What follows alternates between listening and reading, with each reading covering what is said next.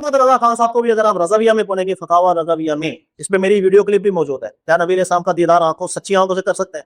تو احمد رضا خان صاحب نے بھی ذکر کیا کہ خواب کے دیدار کو محققین صوفیہ ذکر کرتے ہیں کہ ہم نے سچا دیدار نبی کا کیا. اس کا یہ مراد نہیں ہوتی کہ ہم نے یوں دیکھا، یعنی کہ کسی کو خواب اس طرح آیا کہ جس میں مبارک حلیہ شریف بھی بالکل ایکوریٹ اور کوئی بات بھی قرآن سنت کے خلاف نہ ہو، ٹھیک ہے، اس خواب کو وہ یہ کہتے ہیں کہ ہمیں ایک سچا خواب ہوا، سچا دیدار ہوا. ایسا نہیں ہے کہ سامنے کوئی آ رہی، یہ بالکل غلط تشریح ہے. محققین صوفیاء نے نصیب کے ایسا بالکل نہیں. عبد الوہاب شارانی صاحب کی بھی اس پہ عبارت موجود ہے، اس نے کہا جو صوفی دعویٰ کرے کہ وہ یوں دیکھ رہا ہے جیسے صحابہ نے نبی کو دیکھا، جھوٹا ہے، وہ ڈبا پیر ہے. ہم قرآن سے کچھ غلطیاں کر جاتے ہیں سمجھنے میں. اب آپ بولو گے سر آپ بھی تو اپنی فہم بیان کر رہے ہوں گے نا جب، لیکن سر وہ میں کر ہی نہیں رہا ہوں. مسئلہ ہے میں نے آپ کو سب ٹرین کرنا ہے کہ اجتماعی تناظر میں رکھ کے بات لکھی کیسے جاتی ہے. پھر آپ خود اس اجتماعی تناظر میں بات کو رکھ کے دیکھ لیجیے گا قرآن کیا کہہ رہا ہے. مفت بنیادوں کے اوپر قرآن کھڑا ہو جاتا ہے. آپ کی اللہ بیان کرتے ہیں کہ ہم نے یہ آیت نازل کی، ثم احکمت آیاتہ ثم فصلت، پکی بات بھی ہم کرتے ہیں، پھر پکی بات کی تفصیل بھی ہم کرتے ہیں. صرف قرآن کو اجتماعی تناظر میں ربط ملانے کا پتہ ہونا چاہیے. یہ فن جس کے پاس آیا تو سمجھتا ہے کہ کہاں ٹھوکر لگ رہی ہے، کہاں پر میں کشف کو نبوت کے درجے میں لے کے جاؤں گا، کہاں میں نہیں لے کے جاؤں گا. یہ بات کلیئر ہو جائے گی انشاءاللہ. اس لیے مطلقاً ہم یہ بولے نا کشف جو ہے کسی دل میں کوئی القاء ہو گیا، دیکھو یہ تو ہمارے یہاں نارملی وہ ڈبے پیروں والا کشف الہام آتا ہے نا ہمارے دل و دماغ میں، اللہ باتیں کر رہا ہے، یہ چیزیں نہیں ہیں.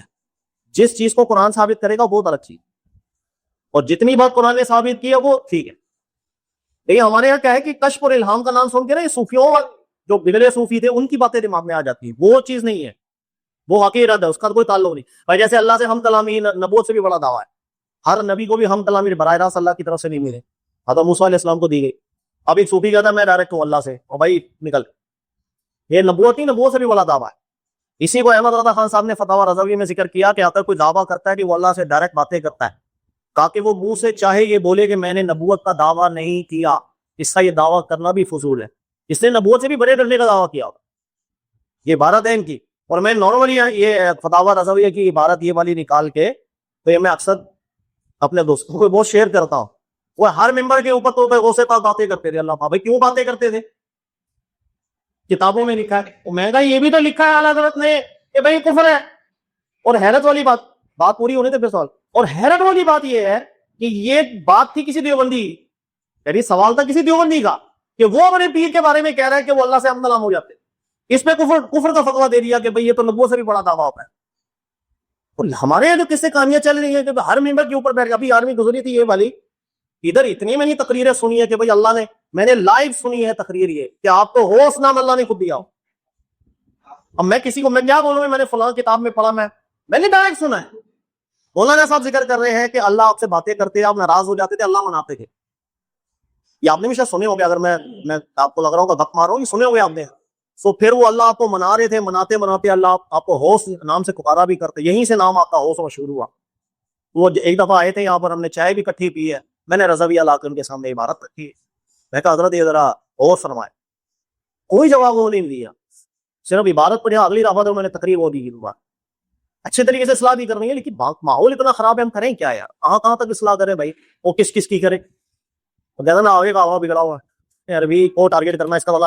آپ نے کچھ پڑھا ہی نہیں ہے ہماری. سر آج بھی جو ان کی کتابیں اویلیبل ہے میں آپ کے سامنے مجلدات رکھ دوں 13، آپ پڑھ کے دکھاؤ، آپ نکال کے بتاؤ میرے کو کون سی عبارت والا. آپ کو پتا بھی نہیں ہوگا، سنی باتیں وہ کسی مولانا سے بیٹھ کے سولیا شیخ ابن عربی نے بکواس کی ہوئی ہے. وہ تم نے پڑھی ہے کبھی کتاب؟ ہر ایک کتاب سے متعلق علماء نے وضاحت کی ہوئی ہے کہ کون سی محرف شدہ کتاب ہے، کون سی عبارت کی ایڈیشن کی گئی ہے. اللہ نے قرآن کی حفاظت کا ذمہ لیا ہے سر، کسی اور کتاب کی حفاظت کا ذمہ نہیں ہے.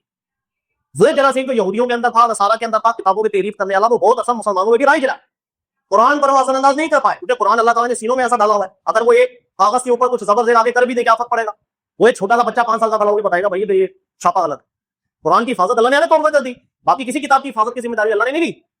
خود اس بخاری کے اندر حدیث آئی تھی، ابھی ہم کو پڑھے ہیں، بڑی مشہور ہے نا وہ والی، عمار باغی قتل کرے گا، جماعت قتل کرے گی. اس حدیث کو علماء نے کامنٹ میں آپ کو پڑھا ہوا. امام محمد بن حنبل نے حدیث کے ساتھ کہا ہے بتا حدیث ہے. وہ ان کے استاد امام بخاری کے استاد غالباً کو علی ابن مدینی، ان کے کتاب یہ حدیث ہے کہ کوئی حدیث ہوئی نبی علیہ السلام کا کوئی فرمان نہیں وہ منع کرتے تھے کہ بالکل نہیں آئی نبی علیہ السلام کا فرمان، یہ تو بنایا تھا فلاں گروہ نے اپنے گروہ کو سچا ثابت کرنے کی. اور یہاں تک کہ امام بخاری کی روایت کی جو آئی اس کے اندر بھی ایڈیشن ہوئی ہے، تحریف ہوئی ہے بقایا. اس کو علماء نے نقل کیا، ابن حجر نے بھی نقل کیا اس کو، کہہ رہے ہیں کہ جو ان کے نسخے تھے اس کے اندر یہ عبارت تھی بعد میں ڈالی ہے. اللہ نے قرآن کی حفاظت کی ذمہ داری لی ہے بھائی، کسی اور کی نہیں. باقی شرائطیں بہت ہوئی اپنے مقاصد کو غلط کرنے کے لیے. اسی طرح بڑے بڑے جو علماء ہیں جیسے شیخ ابن عربی جو دین کی کتابوں میں تحریفیں کی گئی، اور ان تحریفوں کے ثبوت بھی اویلیبل ہے دنیا میں, ماضی سے علماء لکھتے آئے, کتابیں چھپی ہیں اس چیز کے اوپر بھی, بسنی نسخے کا یہ صفحہ سامنے رکھ لو, یہ دیکھ لو دونوں کے اندر کیا کیا مسئلے ہیں. ہمیں شخصیت کو ٹارگیٹ نہیں ہوگا, شخصیت ایسی ہے. علامہ جلال الدین سیوطی وہ گزرے ہیں, ان کی بھی تحریفات بھی ہیں کتابوں کے, بلکہ ان کے نام سے کتابیں ابھی انہوں نے لکھی ہوئی نہیں. اس چیز کا بھی ثبوت ملا باقاعدہ, علماء نے وضاحت کی ہے فلاں فلاں کتاب ان کے سے منسوب. اچھا سب سے پہلے شیخ ابن تیمیہ صاحب, کچھ کتابیں ان کے نام سے منسوب آئی جو ان کی نہیں تھی. ان کے شاگرد شیخ ابن القیم صاحب, ان کے نام سے بھی کچھ کتابیں منسوب آئی ان کی نہیں تھی. پتہ چلے دیکھو چوکیداری میں دیکھا آپ کی جو فیلڈ ہے آپ پکڑ لو گے بھائی. اگر آپ متن کے ایکسپرٹ ہو, آپ کے سامنے روایات پکڑ لو گے, سند کے ایکسپرٹ ہو, سند سے پکڑ لو گے. جو ایکسپرٹ تھے اس وقت علماء نے پکڑ لیا بھائی کون ہے ڈنڈیاں مارا کیسے. بھائی اس کی مثال آپ سمجھیں کہ آپ لوگ اگر میرے ساتھ ہو 4 سال رہے ہیں, آپ کو میرا مزاج پتہ چل گیا ہوگا, میں کس طرح بات کرتا ہوں, کیا بات کرتا ہوں, زاویہ سوچنے کا طریقہ کار وغیرہ وغیرہ سب پتہ لگ گیا. اچھا 2 سال بعد آپ دنیا کے کسی بھی کنارے پر ہو اور وہاں پر کوئی شخص آ کے آپ کو بولے کہ ابے وہ سر کے بعد میں ابے بہت بےہودہ شخص ہے, میں تو اس کی کلاس پڑھنے گیا تو ننگی گالیاں دے رہا ہوتا ہوں, اس طرح کی بات آپ سے کرنے لگ گیا, آپ کہیں گے دال میں کچھ کھالا ہے یار, میں خود پڑھوں گا سر, تو آپ کو کھٹکے گا نا, گھنٹی بجے گی. آپ ہو سکتا ہے رابطہ کریں, مجھ سے کریں, کسی اور سے کریں, سر یہ کچھ ایسا ہوا تھا ویسا ہوا تھا, وہ حقیقت سامنے آ جاتی. شیخ ابن تیمیہ صاحب کا مزاج دنیا جانتی ہے کہ ان کا تحقیق کا انداز کیا تھا, لیول ان کے علم کا کیا تھا, وہ کیا کرتے تھے. ایک ایسی کتاب ان کے مرنے کے بعد آتی ہے, اس کے اوپر لکھا ہوا ابن تیمیہ ان کے فتوے, جو کتاب تو نہیں تھی فتوا تھا, لیکن جب اس کو پڑھا گیا تو رائٹنگ ہی میچ نہیں کر رہی, وہ ڈائلاگ میچ نہیں کر رہے جو شیخ ابن تیمیہ یوز کیا کرتے ہیں. پکڑا گیا کہ یار دال نے کالا, بھائی ابن تیمیہ کا لگ نہیں رہا مسئلہ. اسی طرح شیخ ابن تیمیہ صاحب کے ساتھ یہ ہوا کہ رائٹنگ میچ ہی نہیں کرتے, ڈائلاگ میچ نہیں کرتے. اب ایک آپ کو کہیں پر سننے کو مل جائے آواز میں اے آئی ٹیکنالوجی سے کچھ تبدیلی کر دی جائے, اور کوئی بولے کہ یار یہ غور کرو کہ جملہ کس بولا رہا ہے, اور وہ جملہ یہ چل رہا بھائی حدیث ٹھیک نہیں ہے تو نہیں ہے خلاص, اور بولے یہ لگ رہا ہے میرے کو میرا سر ہے خلاص خلاص, اور وہی بولتا ہے. ڈائلاگ سے پتہ چل جاتا ہے نا یہ بندہ نارملی کیا جملے بولتا ہے. اسی طرح تحریر بتا دیتی. علامہ جلال الدین سیوطی کی بہت سی کتابیں اعلیٰ درجے کی تحقیقات میں کچھ ایسی عجیب و غریب قسم کی آئی ہیں, تحریر سے پتہ چل گیا بھائی بن ہے گڑبڑ ہے کچھ نہ کچھ. تو ماضی میں بہت, اس لیے ماضی آپ کے ذہن میں ہونا چاہیے. اگر ماضی آپ کے ذہن میں نہیں ہے پرابلم پیدا ہو جاتی ہے بہت زیادہ. خود امام ابو حنیفہ کی ابھی آج کلپ میرا آئے گا, حضرات پاک سنیے گا, وہ بھی اتفاق کے دوست آئے تو ہم نے کل نیچے ہی ریکارڈنگ کر لی بیٹھ کے. وہ یہ مسئلہ نہیں بھی چھڑا فقہ ہے آپ کے پاس جو کتاب ہے, اس کے اندر امام ابو حنیفہ کے حوالے سے ذکر ہوا کہ نبی علیہ السلام کے والدین جو نا وہ کفر پہ مرے. اس پہ کوئی یہ بھی چل رہا ہے سوشل میڈیا پہ, میں نے ویسے دیکھا تو نہیں ہے, تو اس پہ راشد محمود رضوی صاحب جو ہے بریلوی مکہ کی, انہوں نے ذکر کیا کہ نہیں یہ عبارت غلط ہے. اصل عبارت تھی ماں تعالی, ماں نافی آتا, یعنی ہم یہ نہیں بول سکتے امام ابو حنیفہ نے کہا کہ وہ کفر پڑھا رہے ہیں, لیکن بعض کتابوں میں یہ ماں کٹا ہوا ہے, ترجمہ بدل گیا. وہ یہ نہیں نون ہٹا دو کیا بن گیا ہے, نہیں ہے ہو گیا. تو کس کی, انہوں نے یہی سوال مجھ سے کیا آصف صاحب نے, تو میں نے بھی ذکر کیا ہاں بالکل ایسے ہی ہے.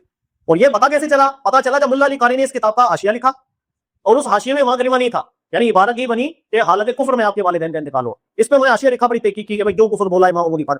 جب یہ ملا علی قاری کی کتابیں آگے گئی ہیں, لوگوں کے پاس پھیلنا شروع ہوئی, پڑھنا شروع, علماء کے پاس گئے, انہوں نے اپنا بھائی مکتب سے کتابیں کھول کے دیکھی, اس میں تو لکھا ہوا ہے ماں تعالی, یہ کیا ہو گیا.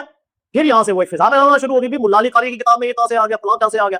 پھر اس کی مکمل علماء نے جب سے سرچ کی تھی تو پتا چلا جو پرانے نسخے ملے تھے مصر سے, اس کے اندر ماں باپ کا کلمہ لکھا ہوا تھا. یہ آگے کسی کتاب کو, کیونکہ پہلے ہاتھ کی رائٹنگ ہوتی نہیں, تو کسی بیچارے سے ماں رہ گیا, ترجمہ ہی بدل گیا, اسی کی شرح ملا علی قاری کر گیا, اسے غلطی ہو. ماضی پتہ ہونا چاہیے. اگر مجھے ماضی نہیں پتا تو میری بات میں وزن ہی کچھ نہیں ہو.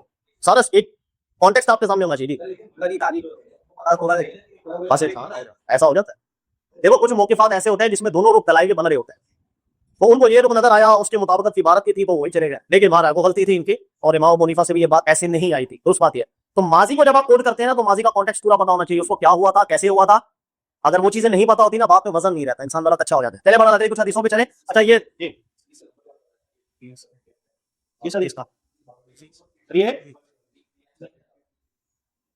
یہ جزم میرا نمبر میچ نہیں کرتا, میں ابھی بتا دیتا ہوں آپ کو, ہو سکتا ہے لکھنے میں مجھے مسٹیک آ گئی, میں ری چیک کر لیتا ہوں. اچھا یہ اگلی دیکھیے گا 3979 اور 3978. جی جی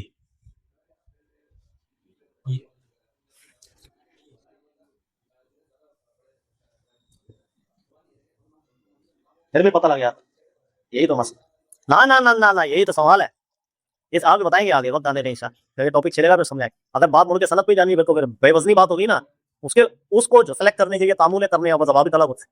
اگر آپ نے سند سے چیک کرنا ہے تو پھر تو آپ کی بات میں وزن ہی نہیں رہا. آپ ادھر سند کے متن کو دیکھ رہے ہو, ادھر سند کی بنیاد پہ متن قبول کر رہے ہو, تعامل قبول, یہ تو بہت اچھی بات ہوگی.